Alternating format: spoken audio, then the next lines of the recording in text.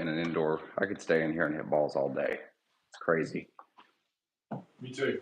I could literally just do this all day. I could just hit balls all day right here. Cool. All right. I think we got some people logging on. I'll let you take over. Thanks, Trev. Hi, everyone. Thanks for joining our live here. So we came about on, this is on my channel this time around. Trevor's joining as my guest, but we've been chatting for a while, Trevor and I, online, and I really enjoy what he's up to. And I'm sure many of you will be following what Trevor's doing on Instagram and also on his YouTube channel. So welcome, Trev. Awesome, Rob. Thanks for having me. I'm looking forward to doing this, answering some questions from everybody, and hopefully we'll make this more of a little regular thing that we can do. I tell you, it would be really fun to do it. I've had a lot of questions come through. I've sent you some of them already. Thanks for everyone who's sent questions on YouTube or on Instagram. Before we start, I also want to mention that Trevor and I will be coaching together in person in Florida in February 2025. I'm heading over to the States to spend some time at the PGA show and then also do some coaching with some other friends. So Trevor and I will be doing something in February. So if you're interested in learning more about that, there's some details on my website. But let's get into it. Let's get started. Questions. Absolutely. Let's go. It's for us to answer directly some questions that you guys have had for us. So we'll start with, I think the one that came up the most, Trevor, actually was like, so people were asking, what's the difference between stack and tilt and what you teach? So I think that's a good place to start, and obviously one for you to answer. I think this is a really fun piece to talk about. So what is the difference in what I teach and what stack and tilt is?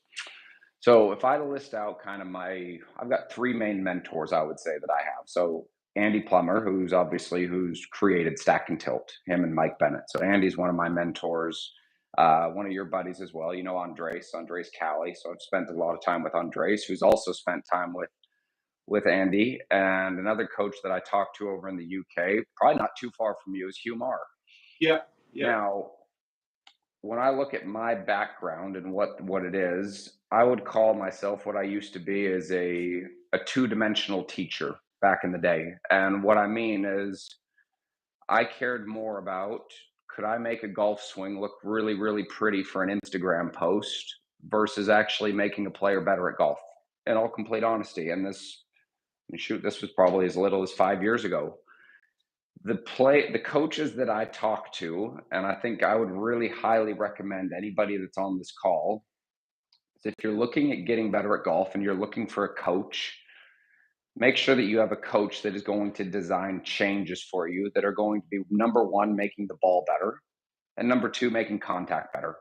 I think everything that we need to be doing as a whole, as an industry, really needs to be designed around what the ball is doing and what contact is doing. Because ultimately, I've seen players that look like Tiger up here at the top and shank it. So in a way, not all the time is me having a perfect position up here at the top going to make the golf ball better. So we need to be able to choose and pick places that are going to be making contact better. So back to that question, I'll tell you, I use a lot of the stuff that I've learned from Andy, the grid. I think that's something that I see in every single player, that I already know what shot is this player designed to hit. And I think that's an important part of what I would say my coaching philosophy is does the player know what shot they're trying to hit? Can they set up for the shot they're trying to hit? Because I think that's more than half the battle. So if I were to say this, I don't think there's a whole lot of difference, in all complete honesty. Now, I would actually kind of refer this question to you. Is I think stack and tilt, what it does is I think it has a misinterpretation of what it actually is. I would call it a system that is designed around making the golf ball better. That's what I would call it. That's what I use it for. I think where players get in trouble with it is they think that just everything's this. Yeah. I think this right here is the biggest misconception that I want to help you, Andy, players understand it. Look at it from a system that's going to help you understand and design, make contact better, make the ball flight better. Because I've got players that I would say that are lead side loaded. I have players that are centered. I even have some players that move off the golf ball and recenter. but they still fall into that system right there, if that makes sense. They still Yeah. fall into a system that's designed around making contact better, being able to comprehend what shot it is that they're trying to hit, and being able to control the shot that they're trying to hit. Yeah. Basically, like you probably know this is you probably use this as well. Our three fundamentals in golf are contact, distance, direction. That's kind of what the system is. Yeah. And I think that's what we need to keep as both players and coaches in order to continue getting better at golf. Without any doubt. I think that's you summed it up nicely with regards to the fundamentals. I mean, base your decision making as a coach. You've got to have something to base your decision making on. And to the point you made there about ball flight, it has to come back to what the ball's doing. I saw someone in a forum yesterday, a Hack Motion forum that I'm on, and someone's talking about my wrist needs to be an exact number of degrees, and it wasn't a green number, and they were worried about the fact it wasn't a green number. And I said, well, what's the ball doing? Like, how do we make any? Can't make a recommendation for someone to change their golf swing without knowing what the ball's doing. And I think we get that a lot online. I get a lot of questions. Someone would just post a swing and say, what do you think? What should I work on? Well, what's the ball doing? Because until you know what the ball's doing, it's very difficult, if not impossible, to make any meaningful suggestion to a player. And I think you're translated too much towards what a swing looks like rather than how a swing functions. Right. Yeah, like that. One final thing on that whole point around stack and tilt system versus model. I think too many people miss the point that it's not just one swing, even though there's a model and a baseline to work from. It's very much to your point about how you might have a player who does move off the ball slightly, but you can still use the information within the system to be able to help that player improve their contact or improve the direction. Yeah. It's ironic in some ways. I would say that it's almost misunderstood to a point where it's considered one way, whereas actually the depth and the sophistication of the system that Andy built means there's every single swing is categorized really, but the model that we used to start from does look like one particular swing. Absolutely. And I want to bring up the point you brought up about Hack Motion too. So I think it's a great product. I use the product, but I don't use it from this is green, this is bad, this is good. And this is one of the things I think that consumers as well need to understand this too, is like, so Rory up here that has a little bit of cup in his left wrist, he's going to get a red number inside of that. He's one of the best players that's ever played the game. Then you're going to have a Victor Hovland that looks like this that's going to get it. Yeah. I think sometimes when we look at this information, I think again, if we're just looking at that, that's not designed around the golf ball in that essence right there. That's designed around a certain position. Yeah. There's a lot of time and space from a golf club to go from here and travel back down to the golf ball. Hence, Rory moves it differently than Victor. Victor moves it differently than Tiger. I mean, we could go on and on for days. And this is why I think systems need to be designed around contact and ball flight, not just around what the heck's going on up here. Has to come back to the ball. And that would move me on to where I think the golf instruction industry needs to go more. And I think over the next 12 months, I'd love to see more people filming their swings when they practice and knowing what to look for. I think online lessons help this because an online lesson forces somebody to have to video their swing, whereas a lot of students don't have that expectation or that experience of ever really looking at their swing. They might go for a lesson, an in-person lesson, and they'll be shown their golf swing. In fact, I remember a number of times I've spoken to students I've met for the first time. I asked them, have you ever seen your swing before? And they'll often answer no. They've never even seen their swing. The more modern day and age where we live in with iPhones and slow motion camera makes it much more likely that people are filming their swing a little bit. But not many really know what to look for. And I think there's an enormous gap there in the golf instruction and golf sort of education market to help students to become much better at seeing their own issues and not just looking to again, go back to that original point, not just looking for a particular look on camera, but to know exactly what to look for, whether the face is, open up at put something on here to help people see, like how to learn how to see the orientation of the club face at a certain point in time in the swing, whether the face is open to the shaft or close to the shaft, and where it needs to be for their particular ball flight, whether they're a slicer, whether they're a hooker.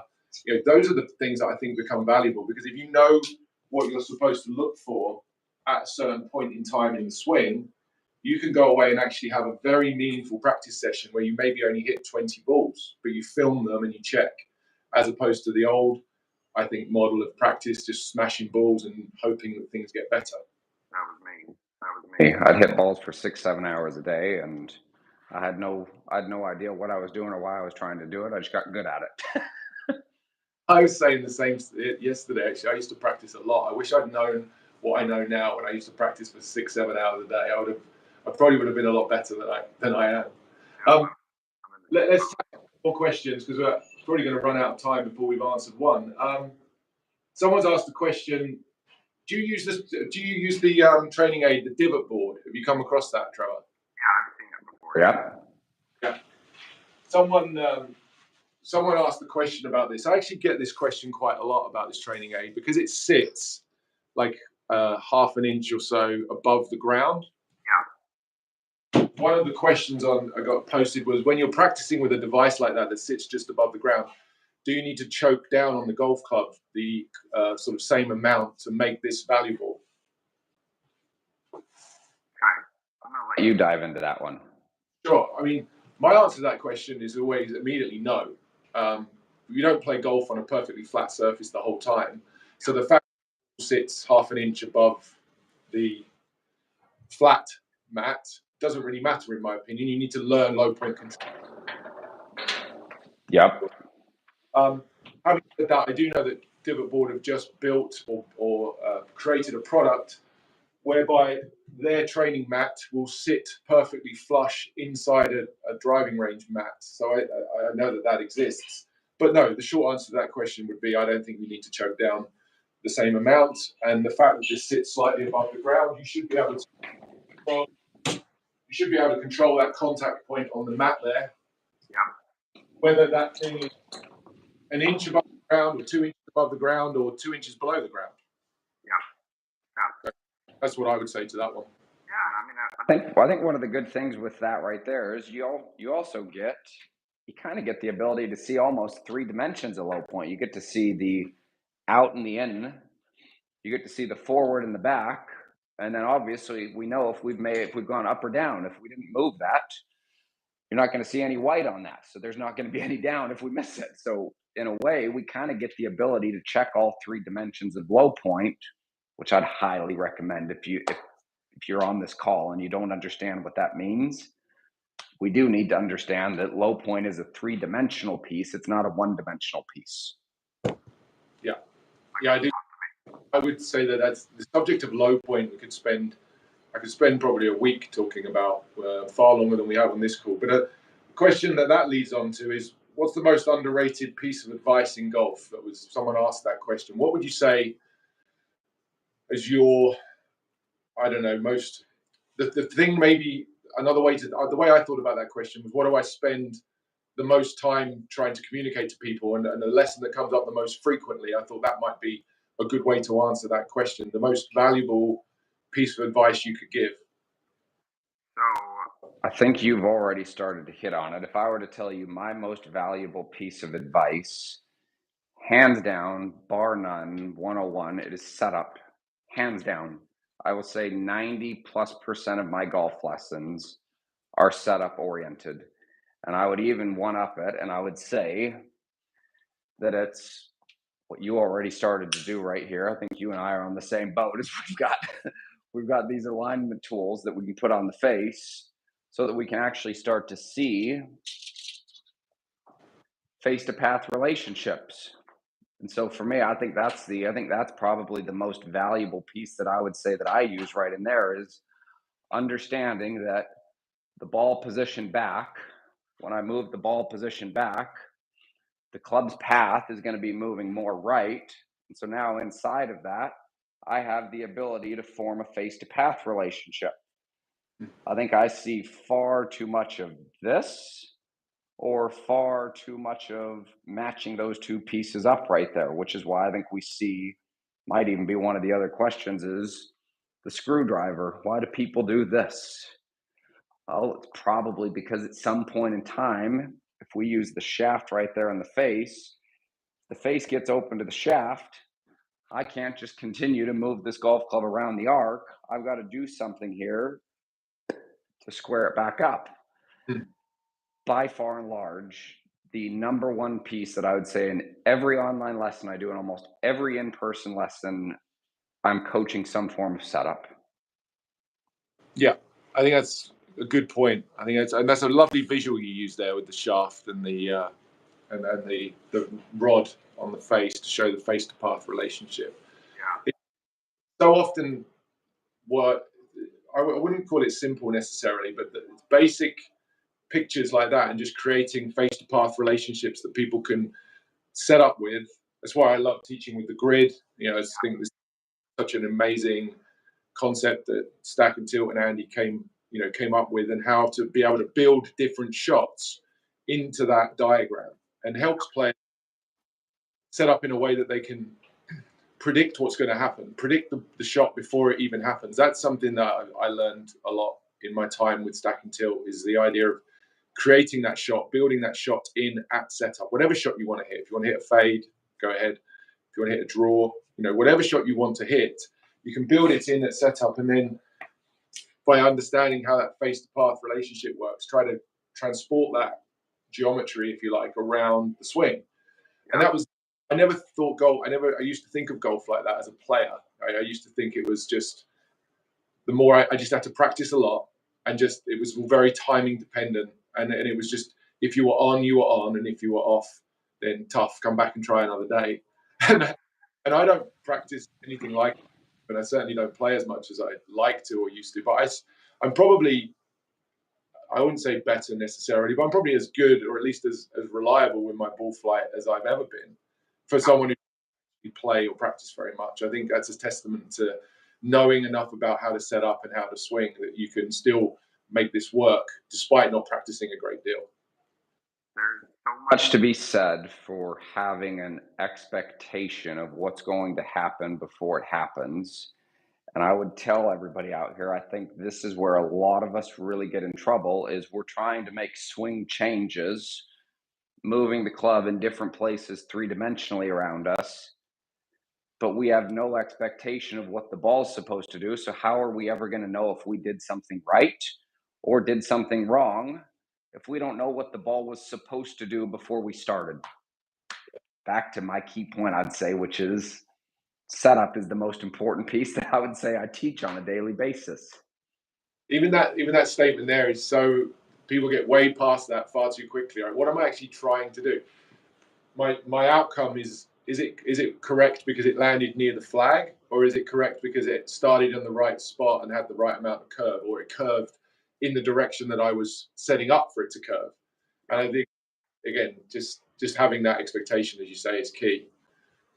That's everything. Everything. So another question that came up today. Someone asked two questions together. They said, regarding a setup question, seeing as we're on the subject of setup and you're a big fan of the setup, someone's asking the question about how important is it to stack the upper and lower centers? And for those people watching who don't know exactly what that means, we're going to take the center of the shoulders. You can say just below the windpipe, if you like, or just above the sternum. And the center of the hips, you can, from this front view, we can use the belt buckle. And whether that line or those two pieces should be stacked directly on top of each other, or the question that's being asked is, can there be a small amount of right tilt or a slight difference between those two centers? How would you set that up, Trevor? I would definitely say that I would be more of the proponent. I'd be more of the proponent of seeing the pelvis sitting slightly in front of where the upper center is. Now, that doesn't mean going into a massive hip tilt like this, okay? Because again, back to our previous question, this right here is probably the number one issue that I see. And if we think about it like this, so if these are my two centers, okay, so right here are my two centers stacked on top of each other. What I see far too often is the upper center is not necessarily tilted this way, it's rotated this way. Mm. And so when it starts to rotate this way, what you'll see is when my chest gets this direction, that's now presenting the direction that my arms, everything's going to want to start to move more on an outward to an inward path based on where my centers are directed. So I would much rather see a little bit of this, as opposed to, I think this is what we see out of the amateur golfer far, far, far too much as they get, I would call it kind of crisscrossed because of how much they're actually rotating the upper center forward, and that gets in front of the lower body center. That to me is where you're setting yourself up to slice and fade the golf ball right off the bat. So if I can follow up with that, because I think you said that perfectly. If I grab a driver, it would be fair to say that this is where it gets even worse for most amateur golfers, because as they move the ball position more to the left, which I would agree with, I'm prescribing a more forward ball position with the driver, but they generally get there in the wrong way. They get there by just allowing the upper body to just go forwards and chase the ball, and preset that steeper, more out to in swing path, which with this club is very detrimental. That's slicing, that's hitting down, that's popping the ball straight up in the air, skying the ball. And if you do manage to make contact, as I say, it's typically slicing, so you're losing a lot of distance. The piece there with the driver would be to still keep moving the ball forwards, but to get to that more forward ball position, you'd want to make sure that the lower center, the hips, were pushed forwards to be able to reach that forward ball position, while at the same time keeping the upper body tilts and turns in place. Yeah. So my upper body, I did a video a while back using this training aid, field goal. Trevor? I think it's brilliant. Yeah, it's great, right? These rods that go through the ball, a very nice visual for the upper body alignment here I was talking about. So what I was saying, just to reiterate your point really, how golfers often get the upper body turned too much so that arms and shoulders point to the left. Yeah. And how that gets worse with the driver because the ball's more forwards. And so the trick with driver is to keep the ball forwards, push the lower center forward. So I can see from this ball, I'm still able to keep the rods on this ball lined up in a way that's going to be functional for me. And also, if I got this wrong, you'd see how the ball would rotate and the center of this ball here, the center stick, sorry, of this ball would point in direction. So if I got that wrong, it would look like this. Exactly. I think that's such a good visual. I haven't actually used that. I haven't used that product, but what I have done before to kind of do the same thing that you're talking about. So like if I took because I think the forearms, like the directional movements of the forearms have a lot to do with our path. So if I held my forearms up like this, we could see that club face right there is square. That would be square to my forearm line. Okay.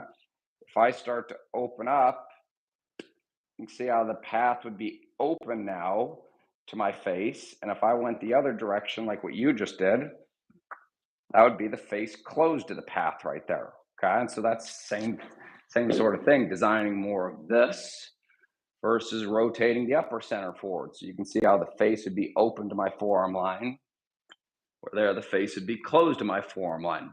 One's probably going to produce a draw. One's probably going to produce a fade. Yeah. I like that as a really, really simple visual. That's a cool training aid.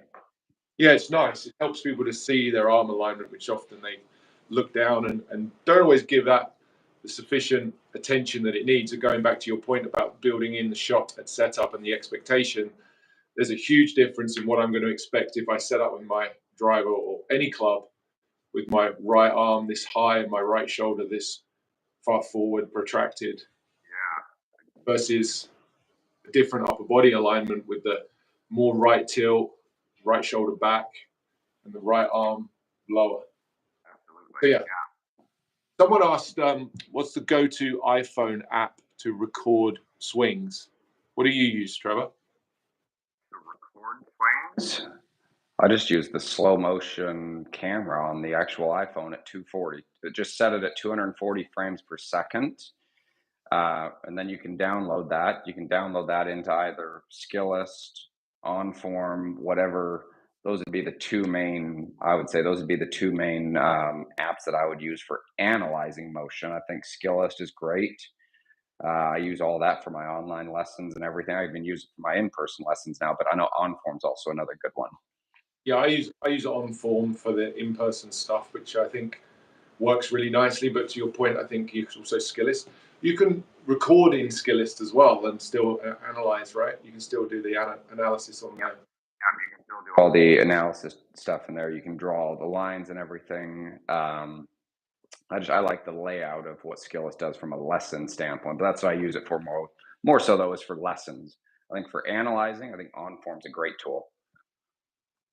Let's just take it slightly away from the technical stuff for a second. One of the questions that came in very early on, I wanted to make sure we got to this, was your favorite golfers or swingers of all time, favorite players or favorite swing that you would maybe pick one favorite player and then favorite swing.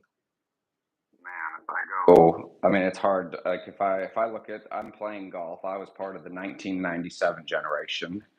I got cut from a basketball team in '97, and my dad had me watch the Masters. And I've been playing golf, and I've been involved in golf ever since then. So I think it's hard not to say Tiger, who's moved the needle for my entire life. Like it's just been, I feel like we're actually lucky to have been able to watch what he was able to do. I think that was amazing. Mm-hmm. Favorite golf swing? Oh my goodness, that's a tough one. I'm going to answer this two ways. Grant Waite is probably my favorite model that I use. And I would say, if I were to say I think the most productive golf swing right now, obviously, like is bar none, Scotty Scheffler. I don't think there's any, like that guy is the most talented dude that maybe has ever played golf, if I'm being honest. Like that guy is ridiculous what he can do with it. Like it's the most talented golf swing. I don't think I'd coach every piece of it, but it's unbelievably talented. I'd say favorite models, Grant Waite. Favorite players, Tiger. I think the most talented is Scotty Scheffler. That's a nice summary. I was asked this question, and I was speaking to someone yesterday about my answer, and it's hard to go. It's difficult to go past Tiger in terms of my favorite player. I mean, I'm a bit older than you, I think. The first Masters I watched was Sandy Lyle winning in 1988 or 87 with that bunker shot, that fairway bunker shot on 18. And undoubtedly my favorite golfer, if you like, of all time, or at least the person who I respected the most and looked up to and got me into the game was Faldo, right? Nick Faldo. I was that generation where he was winning the major championships, so that was always fun.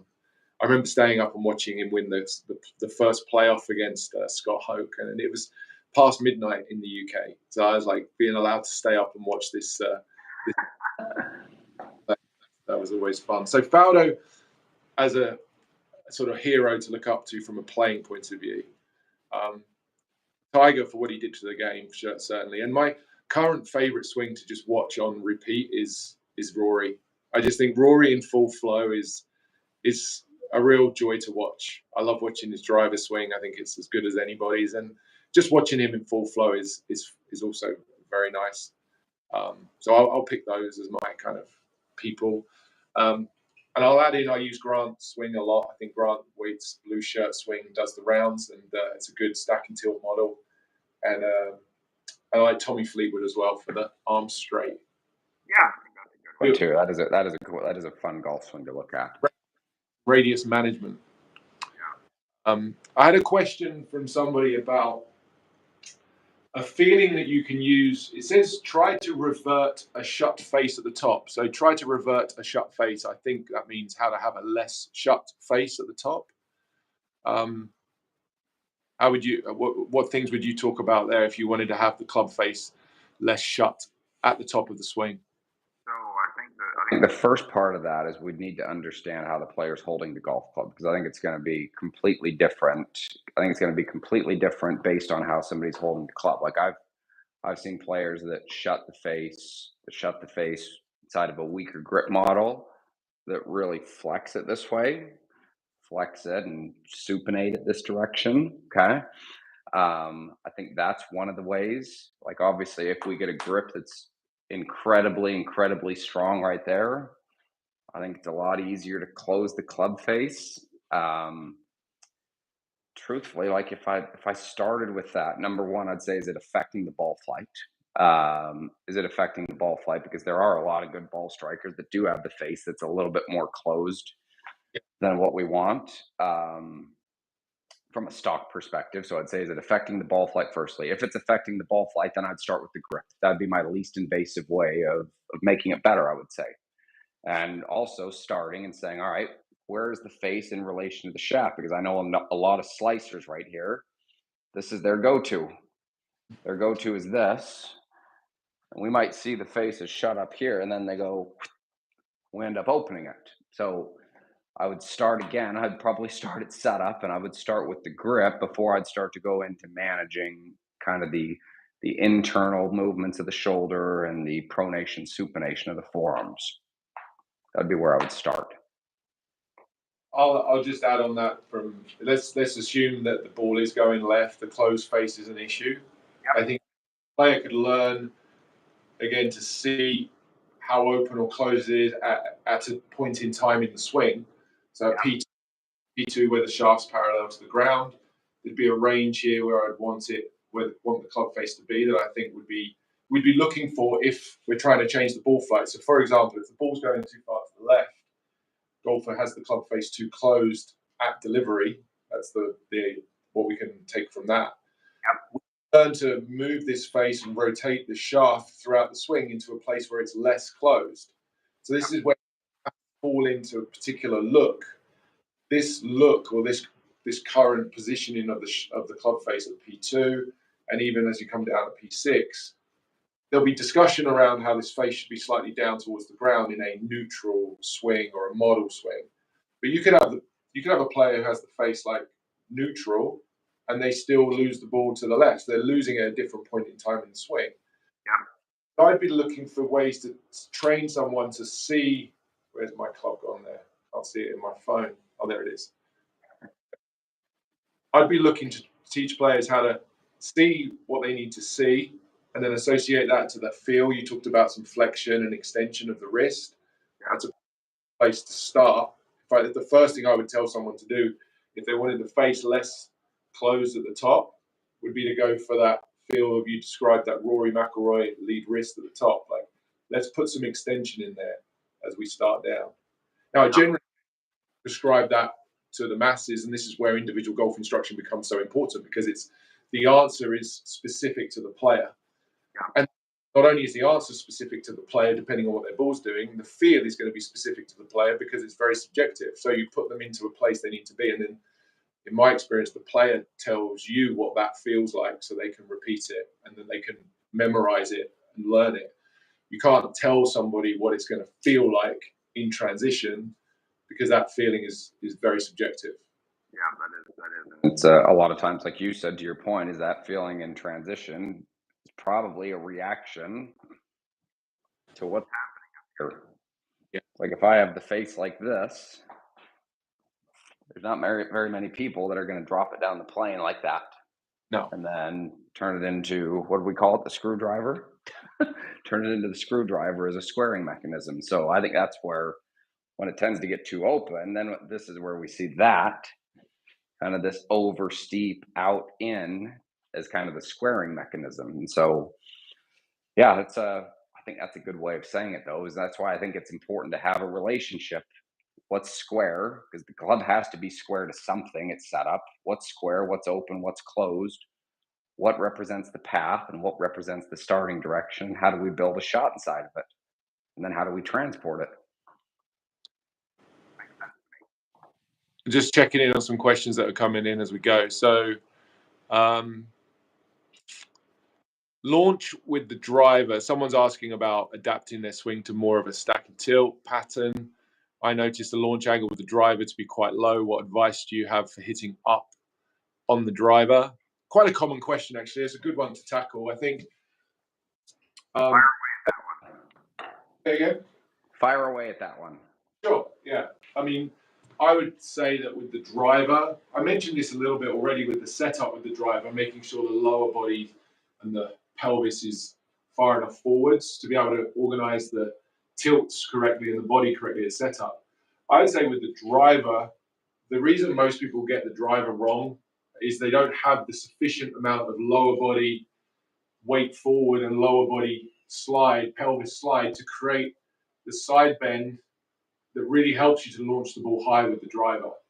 And so a lack of forward movement of the pelvis means the golfer is going to reach the ball with a lack of tilt, lack of side bend, and that would produce a launch angle that would be much, much lower than I would generally like to see. So more like what you're saying, more of a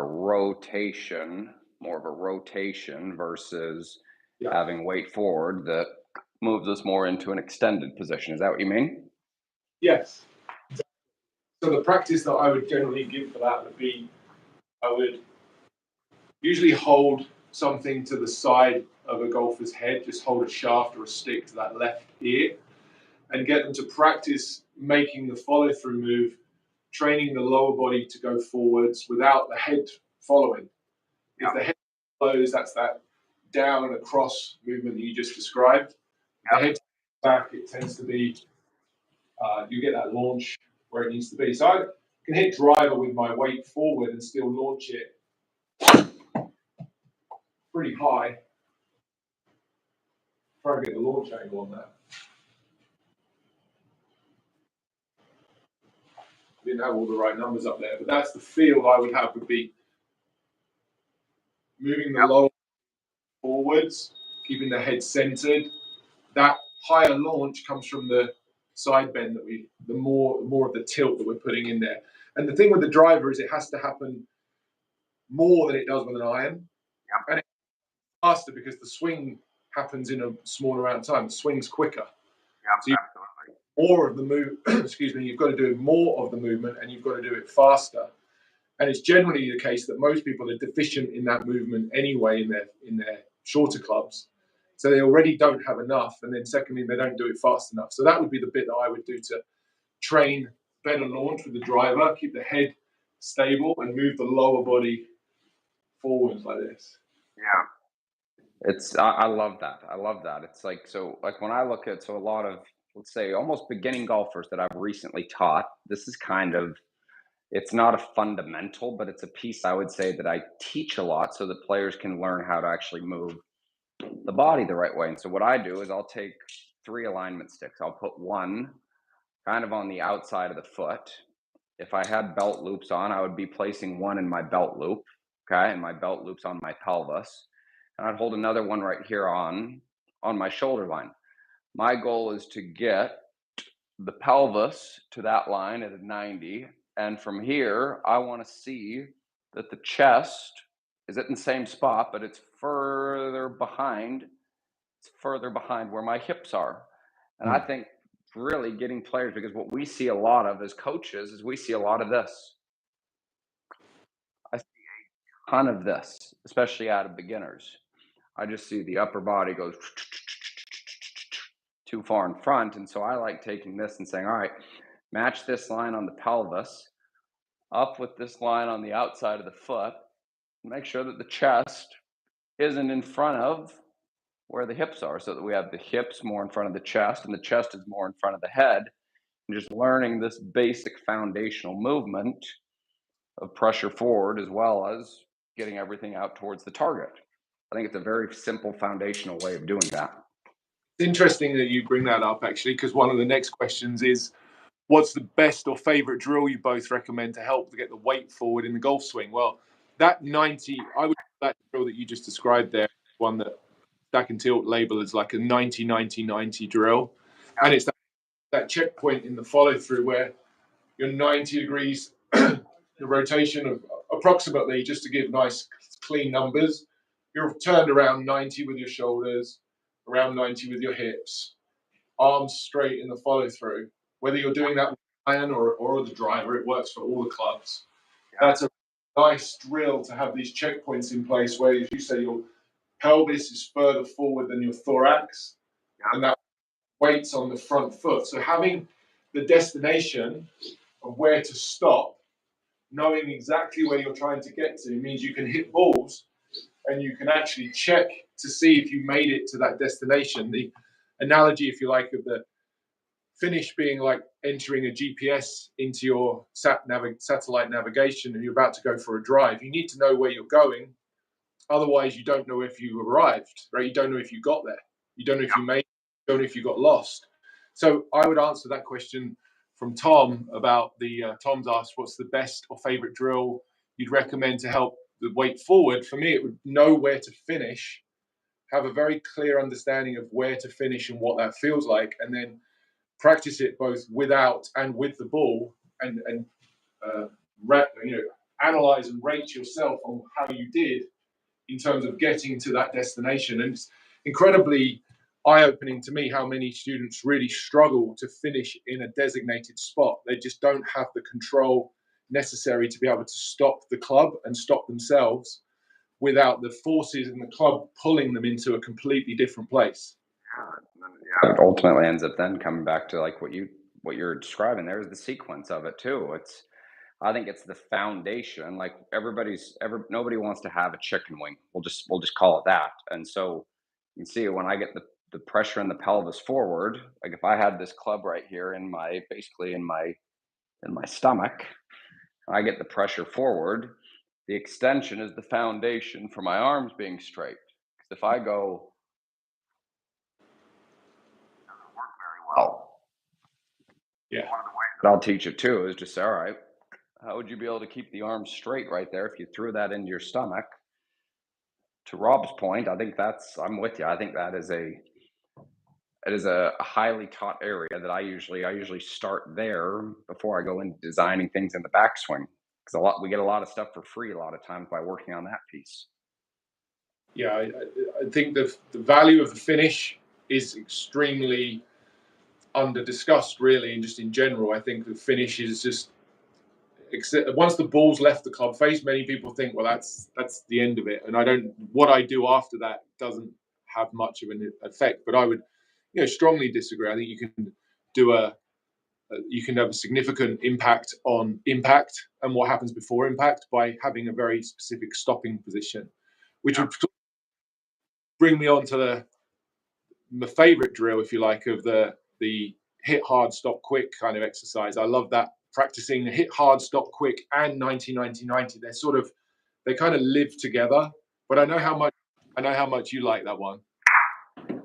Just punching the balls out there and having a very specific stop point where, again, as we keep saying, it sort of all of the things happen in a particular space of time.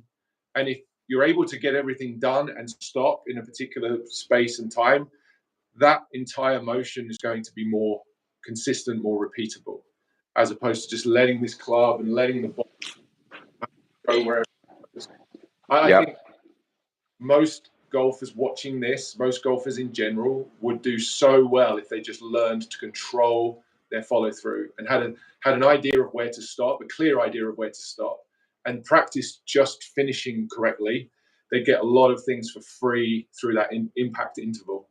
Yeah, and I think to build on what you're saying right there, Rob, is I know for me, I'm a half decent ball striker. I can't tell you what's happening right here at impact when the golf club's moving its fastest. So I think we do a lot better at places where the golf club's starting to slow down. And like you said, I think understanding two coordinates in space, a starting point and a destination, is what kind of gives us the ability to design the route. And a lot of times the route comes a lot easier when we know where we're trying to get to. If I'm trying to get here, I know I'm not going to be able to get to that point from this way. Yeah. Yeah. Couldn't agree more with you. What's the best way to understand stack and tilt downswing? We've probably got time to answer this one, and then we might need to start wrapping things up. But there's a couple of questions about the downswing. There's one in the comments of this video here, which is, what's the best way to understand the stack and tilt downswing? There's a lot of information on the backswing out there, but not a lot of clarity on the downswing and the follow through. think there's a few videos on my channel. You might be able to. Someone else asked the question about the downswing, which would be describing the movement of the hands pulling away from the right shoulder, which is a topic that's actually, I think, over the last year or few, there's been two, I would say, two different schools of thought on this. Let's call one of them the idea that we get to the top of the swing and the hands and the right shoulder. So it's this distance here that the player's asking about. When we swing back, the right arm flexes, so the hands become a particular distance from this trail shoulder. Let's call it 12 inches just for argument's sake. And then the guy's asking the question is, how does that distance change in the downswing? Meaning, does it get wider again? So do the hands get further away from the right shoulder in the downswing? Or should they stay up? Because he's saying he's been told to keep them up during his downswing. Now, this is where individual players feels that description of what to do for this player might be correct for them. We don't know. I've not seen his swing. Yep. But I would say categorically that no good player keeps their hands the same distance from this trail shoulder as they start down. Everybody's right arm is beginning to straighten slightly and sort of gradually getting further from that trail shoulder. So the right arm goes from being flexed, let's call it 90 degrees. Let's just use that as a baseline number.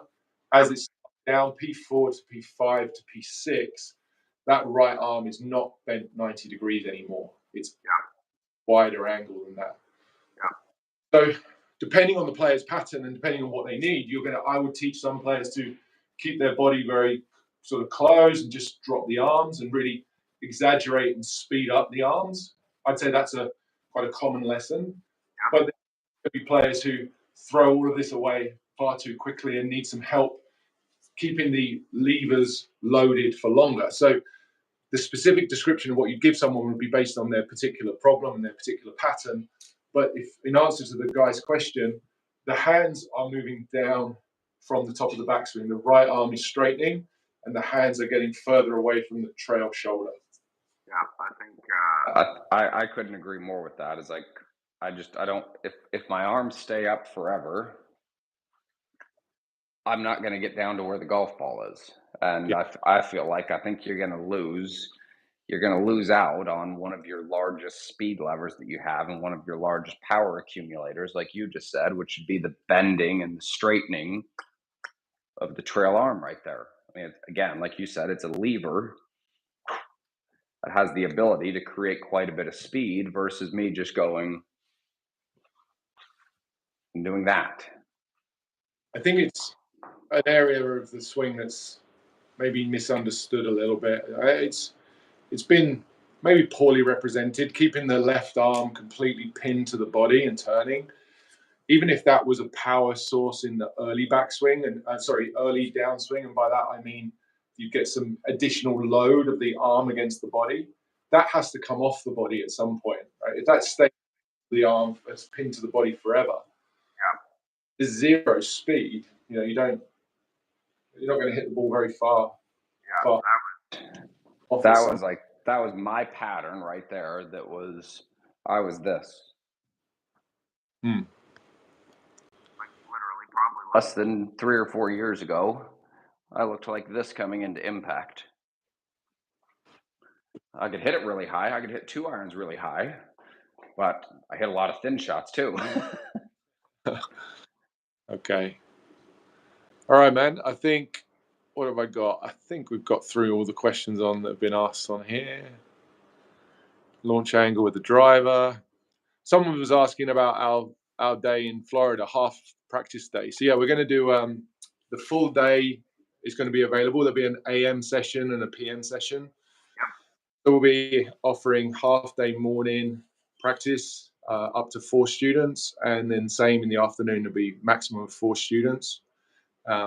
And we'll be announcing details of the date and everything finalized very, very shortly. There's already a little bit of information on my website, on the events page. If you go to robcheneygolf.com, you can learn a bit more there. And if you want to be kept up to date with anything that's going on, just make sure you're following Trevor and myself on Instagram. Subscribe to the YouTube channel, which you probably already are. And also just subscribe to the email, because I'll make sure that I keep everyone up to date with what's going on. Trevor, anything?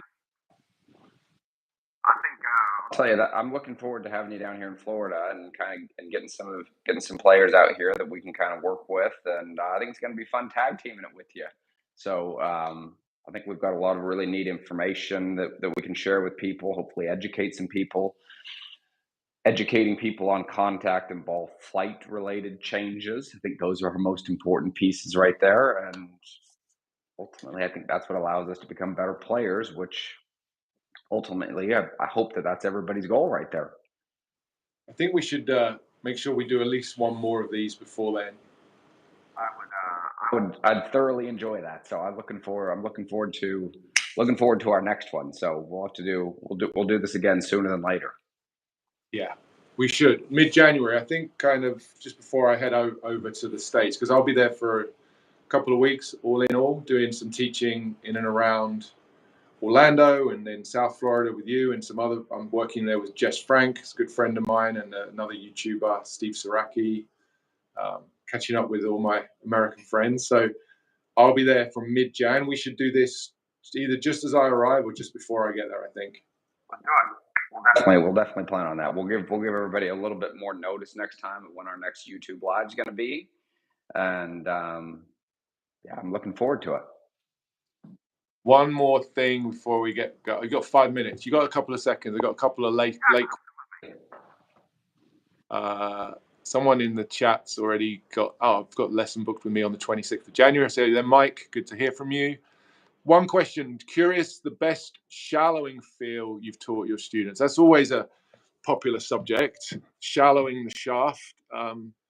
Let's finish with that question. My best shallowing feel, man, I hate even using the word, if I'm being honest with you. I would call it probably keeping the club on plane right there. If I were to go into things keeping the golf club on plane, like one of my favorite visuals that I'll use is I'll take like this little dial and put it on the shaft, and like I've got my iPad right in here, is my goal right here. I'm basically trying to keep this I'm trying to keep this in line with the shaft. I think we get too much of this stuff. I think we get way too much of this stuff right in here. And so like one of the things I would say is like really trying to keep the hands relatively in the same place, because as the right arm starts to unload down, like I would call this right here, that's kind of our shallowing. That would be kind of our shallowing motion, is how the right arm, like almost if we called it a reverse bicep curl, to your point, like what you were talking about earlier with the arm structure.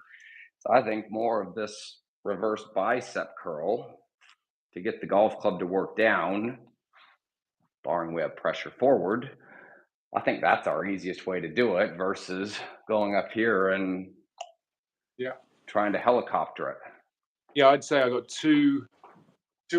Someone asked the feel. So the feel would be number one, just the arms, isolating the arms and the hands lowering first, because feel that helps to ensure that from a sequence point of view, the arms lowering happens before the body turning, because often the steepening happens via excessive rotation outracing the lowering and the unloading of the arms. So I'd go along with that sensation of just letting the arms drop. Again, this is going to be a very subjective feel for a player based on their pattern, but that would be one way to make sure that the hands and the club don't get too far out too quickly. And then the other one that I always like really is the right elbow, the right shoulder moving into external rotation. That does help with the lowering of the shaft. The more I squeeze my elbows together, or the more I have them apart, typically the steeper the shaft becomes via the way that influences the wrist bends. squeeze my arms together, keep my elbows as close as possible. I'll show you. You can see that with my dark top on there. But the right shoulder, feel like you're losing the arm wrestle. That helps to keep the shaft shallow. Shallower, and the other one's the hand path lower. And I think that's a good way of drilling that right there, is presenting yourself in external rotation and being able to lower from the elbow joint, being able to lower the arm inside of external shoulder rotation versus internal rotation. I think this is where we see players go backwards. Yeah. I think this right here, especially from managing a width perspective, I like this a lot better than this. And that's what I think we see a lot of right there. I couldn't agree more with you. That's a whole nother topic on the arm coding and how to organize the elbow and the shoulder and the wrist. That's for another time, maybe. Early January. Guys, thank you very much for joining the call today. We've had a really good turnout and very well supported. I appreciate all your questions. I appreciate Trevor coming on. Next time around, Trevor, we'll do this on your channel. We'll flip it around and I'll be your guest if you'll have me. And